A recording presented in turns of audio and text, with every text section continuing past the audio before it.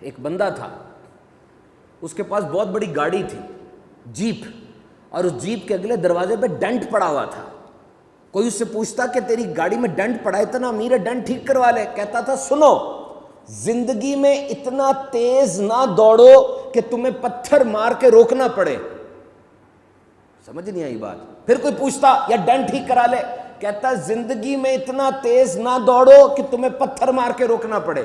ایک دن اس کے دوست نے بٹھا لیا، یار تو کیا فلسفہ جھاڑ دیتا ہے، ذرا بتا تو صحیح اس کا مطلب کیا ہے۔ کہنے لگا سن لے، ایک دن میں اپنی گاڑی پہ جا رہا تھا، اچانک سڑک کے اوپر سے ایک زور کی پتھر آیا، دروازے پہ لگا، میں غصے سے اترا، دیکھا ایک چھوٹا بچہ گاڑی کی طرف آ رہا ہے۔ میں نے غصے سے کہا دیکھتا نہیں ہے یہ کیا کر دیا، یہ خرچہ تیرا باپ اٹھائے گا، اتنی مہنگی گاڑی ہے یہ۔ بچہ رونے لگا پھوٹ پھوٹ کے۔ پوچھا کیا ہوا ہے؟ کہنے لگا مجھے سمجھ کچھ نہیں آ رہی تھی، میرا باپ گر گیا ہے، کوئی اس کو اٹھا نہیں رہا تھا، میں کیا کرتا۔ میں نے کہا آگے چل۔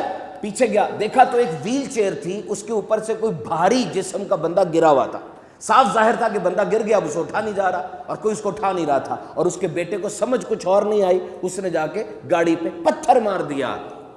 وہ بندہ ایک دم دم بخود رہ گیا، گاڑی میں آیا، 50,000 روپے نکال کے اس باپ کی جیب میں ڈالے اور جا کے کسی این جی او کو پکڑا اس نے، اور اس کے ذریعے اس گاؤں میں بچوں کا اسکول بنایا، غریبوں کی مدد کی، اور ساری زندگی اس نے پھر اپنا وہ ڈنٹ ٹھیک نہیں کرایا۔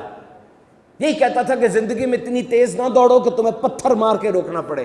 میرے محترم سامعین کرام، یاد رکھنا، تمہارے دل میں سرگوشی ہوتی ہے ایک، تم نہیں سنتے، پھر تمہارے کان میں کوئی آ کے بولتا ہے، تم پھر بھی نہیں سنتے، پھر تمہاری طرف پتھر پھینکا جاتا ہے، پھر تم رکتے ہو۔ وہ ہے ہی کیا میرا اور آپ کا؟ اس دنیا میں آئے تھے خالی ہاتھ تھے، جاؤ گے خالی ہاتھ ہوگے۔ یاد رکھو، یہ خاموش چیخیں سنو، تمہارا کزن، تمہاری پھپھو، تمہاری خالہ، تمہارا ہمسایہ، تمہارا پی این، تمہارا آفس بوائے، یہ سفید پوشی میں بول نہیں رہے، لیکن ان کی حاجات تم سے وابستہ ہیں۔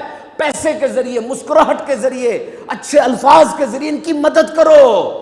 مت بھاگو اتنی تیز، مان لو، رک جاؤ، تھوڑی بریک لگاؤ، رک جاؤ، نہیں تو موت روک دے گی۔ جاگ جاؤ، نہیں تو موت کے جھٹکے تمہیں جگا دیں گے۔ سوچو قیامت کے دن کیا ہوگا۔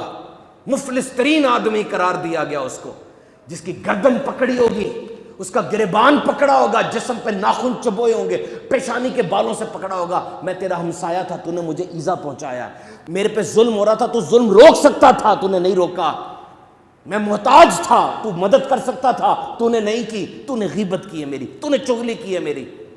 کیا کرو گے اس وقت بتاؤ؟ کسی محفل میں بیٹھ کر دوسرے کی طرف حقارت کی نظر سے دیکھا، یہ بھی سامنے آ جائے گا اس دن۔ کیوں؟ تیرا رب بھولنے والا نہیں ہے، تیرا رب بھولنے والا نہیں ہے۔ اور پھر اس دن حساب کتاب پیسوں سے نہیں ہونا، اس دن یہ ہوگا کہ حضرت بہت نیکیاں لے کر آئے ہیں، جن کے حقوق ادا کرنے ہیں نا، ان میں نیکیاں تقسیم کر دو، نیکیاں تقسیم ہو جائیں گی، لیکن حقوق والے باقی ہوں گے ابھی۔